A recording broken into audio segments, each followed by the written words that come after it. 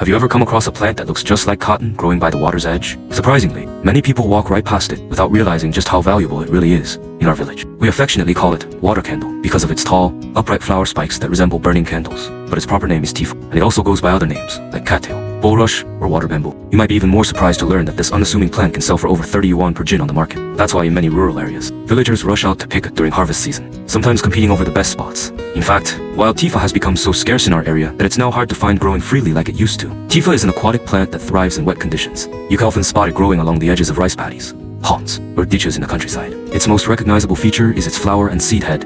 Looks just like a string of little sausages. When it matures, it gives off a mild, pleasant fragrance because of its unique look. Tifa is often used as an ornamental plant too. Many parks and scenic areas planted around water features to add a touch of natural beauty. Each year, around June, tifa produces yellow flowers, and by August, its fruit ripens. When the seed head softens and becomes fluffy, it's time for harvesting. If you gently pinch it open, you'll see the inside is as soft as cotton. As kids, we loved to pull it apart and play with it like it was nature's toy. After harvesting, the fluffy seed material is dried and often used to stuff pillows, cushions, and even comforters. Back in the old days, villagers also made good use of tifa leaves. They'd dry and weave them into all sorts of practical items like baskets, straw mats, and even floor coverings. These days, people still collect the leaves, bundle them together, and store them for a couple of weeks before using them. It's amazing how such a humble plant can have so many uses and bring back such warm memories. So next time you're walking near a pond or rice field, keep an eye out for this natural treasure. You might just spot a water candle standing tall and proud.